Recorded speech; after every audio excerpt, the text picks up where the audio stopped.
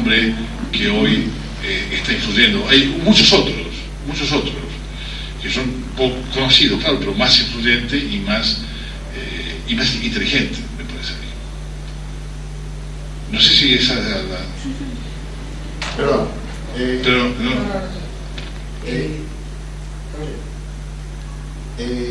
¿Qué papel le queda a Latinoamérica y fundamentalmente a Argentina?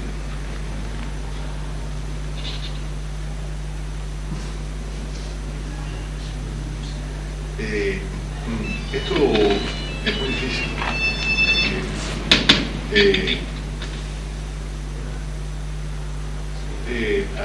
Aquí, bueno, vamos a ver qué pasa ahora en las elecciones, pero me parece a mí que va a haber una dispersión muy grande de votos, por así decirlo, una dispersión, una atomización de voluntades, ¿no? Atomización, un poco lo que pasó en Bolivia, ¿no? Con 3 candidatos, ¿se acuerdan? Que terminó a tiros hace pocos días.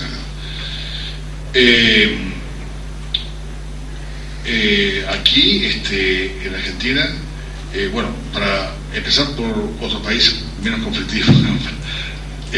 Brasil, Lula, a pesar de todo, a pesar de sus ministros, del apellido de algunos de sus ministros, o de muchos de sus ministros, al final va a ser una política, me parece a mí, que va a reflejar con bastante exactitud los intereses nacionales de Brasil, ¿no? Nacionales de Brasil. No le veo futuro a Chávez, no le veo futuro a Venezuela, porque Colombia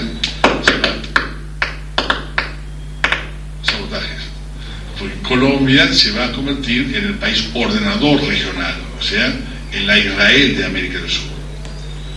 Eso ya está organizado, está funcionando, ¿no? Todo el movimiento paramilitar, inclusive el militar, inclusive las FARC, sobre las cuales podemos hablar si ustedes quieren. Hay una influencia israelí muy fuerte, ¿En Colombia? Sí, pero muy fuerte y pública además. O sea, uno va a un restaurante elegante y hay una mesa ahí de blancos europeos, y son al 100% seguro israelíes, ¿no? O sea, asesores privados del ejército colombiano y de los paramilitares colombianos. Que paran en el Tequendama. Bueno, Tequendama ya quedó como antiguo, ¿no? Hay lugares más sofisticados. Sí, bueno, pero digamos que la influencia de Israel bajo una forma de empresa privada, digamos, de seguridad, es muy fuerte en Colombia, y seguramente va a ser más fuerte aún. Por lo tanto, el conflicto que ya existe fronterizo entre Venezuela y Colombia va a ser un problema, yo diría, inmediato, ¿no? Y después, bueno, el otro punto rápido, inmediato, es el Amazonia, ¿no? La Amazonia, ¿no? Y ahí Brasil va a tener que o defenderla o entregarla, porque la Amazonía es como la Patagonia nuestra, ¿no? O sea, hay más interés en la Amazonía que en la Patagonia, porque por razones obvias, ¿no? Por cercanías al norte, ¿no? En la Argentina, bueno, yo esto lo veo muy complicado. Yo he leído con atención y lo he escuchado y lo he hablado con él, el programa de Rodríguez Sá, que lo he mencionado antes, y me parece increíble. Esto es Rousseau puro. Todos sabemos que es la influencia del hermano, que está un poco trastornado, pero es demasiado antiperonista todo esto. Entonces, por supuesto, el caso de Rico es muy distinto. Entonces, aquí yo veo que hay un hombre que es el propietario de una marca que se llama alineamiento automático o relaciones carnales, que ahora, con lo que está pasando en el Oriente Medio, yo me olvidé de mencionar un hecho central, que es la futura e inmediata expulsión de los palestinos de Palestina, ¿no? Todo esto, la creación de la Gran Jordania, o sea, la eliminación de Irak de las fronteras actuales, conduce a la creación de la Gran Jordania bajo conducción hachemita, amigo de Estados Unidos, y todos estos muertos que todos los días se producen en la Franja de Gaza, en la Cisjordania, es para producir un gran terror en la población palestina, que ya está aterrorizada desde hace 50 años, pero aún más, y producir el éxodo, ¿no? Este es el punto central. Yo olvidé hablar del punto central de todo esto. El actor principal aquí es Palestina, más que Irak, ¿no? Irak es la periferia de un conflicto que tiene su centro en Palestina, y el problema de Palestina es la expulsión de los palestinos, o sea, la creación de un Estado judío único, según su bandera, ¿no? Del Nilo al Éufrates. Bueno, volviendo a la Argentina, yo me temo, yo lo digo con profundo temor, porque yo odio a esta persona, odio su política horrorosa, que en mi opinión causó graves daños a este país, pero esta persona, el dueño de la marca del alineamiento automático, de las relaciones carnales, ¿no? Relaciones carnales, decía también, puede ser beneficiado por un voto pavloviano, es decir, un voto, decir, bueno, yo voy a ser el que va a evitar poco hacerlo de Aznar en España, más desprolijamente, para decirlo suavemente, ¿no? Yo tengo mucho miedo de que esto suceda, de que una parte del electorado argentino vote en función de un reflejo condicionado, ¿no? ¿Sí? No sé si me explico. Es decir, la amistad, llamémoslo así, ¿no?, con Estados Unidos es el bien principal, ¿no? Yo creo que hoy, tal como está el electorado sensibilizado con este problema de Irak, pero escuche, usted hágame las preguntas, yo le respondo. Sí. Bueno, yo le digo lo que yo pienso. Sí, por eso yo pienso que el voto puede, que normalmente es así, el voto puede ser un reflejo condicionado, y dio la maldita casualidad de que lo de Irak coincide con las elecciones argentinas, y esto sí que es casualidad, no causalidad, ¿no? Bueno, entonces yo veo esto muy difícil.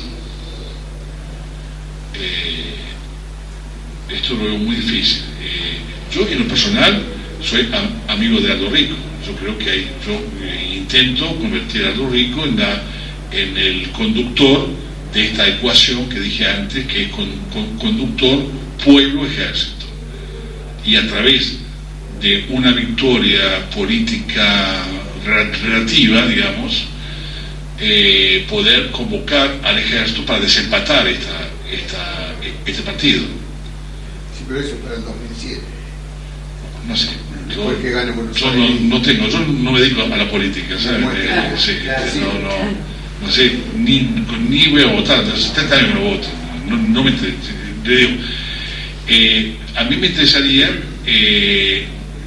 intentar influir en la redefinición de lo que es la legitimidad, y salir de una legitimidad representativa, democrática, rusoniano-kantiana, digamos, y pasar a una legitimidad de tipo aclamativa. Esto es lo que a mí me interesa, para lo cual necesitamos un ejército, no este ejército, ojo, no estos Boy Scouts, sino un ejército, para lo cual necesitamos un líder político con capacidad de convocatoria, y que sea creíble para ese sector de la sociedad. Esta es mi posición. Ahora, ¿qué va a pasar? No sé, pero vamos a vivir momentos muy difíciles.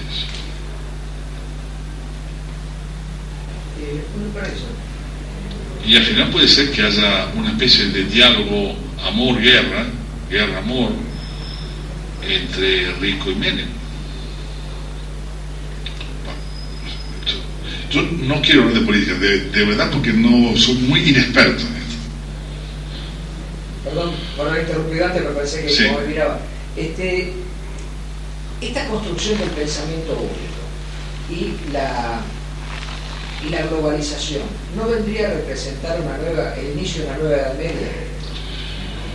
No, es más bien el principio de un renacimiento, en el sentido no de lo que los libros actuales dicen del renacimiento, pues ahí no hubo tal renacimiento.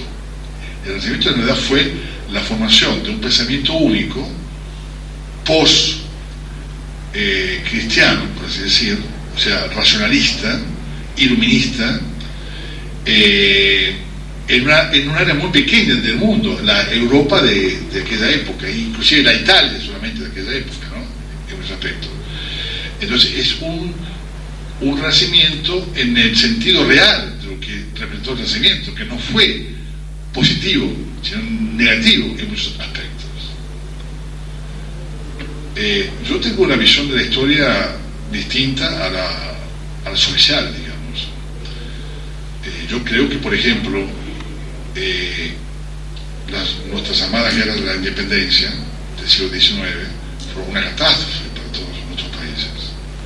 No hubo etapas peores de hambre, miseria, guerra, sangre que la primera parte del siglo XIX, donde hubo guerra civil no solo en Argentina, en toda América. ¿En nombre de quién hicimos esta guerra?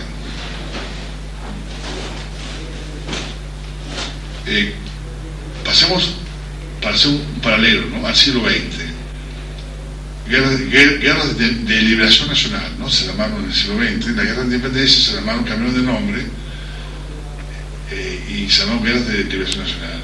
¿Y cómo terminó África? En un baño de sangre, que aún hoy no han terminado las guerras civiles africanas. Hace un par de semanas fue Giscard a Argelia, ¿se acuerdan? En los periódicos. Y en Argel, un país de población más bien baja, fue aclamado por 1,5 millones de argelinos.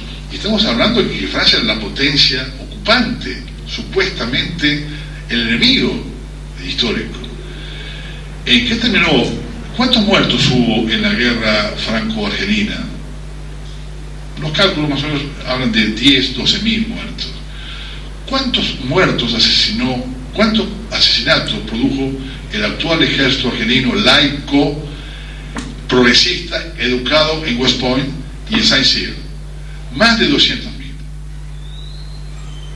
Y todos esos muertos se quisieron endosar a los musulmanes, que era una guerra.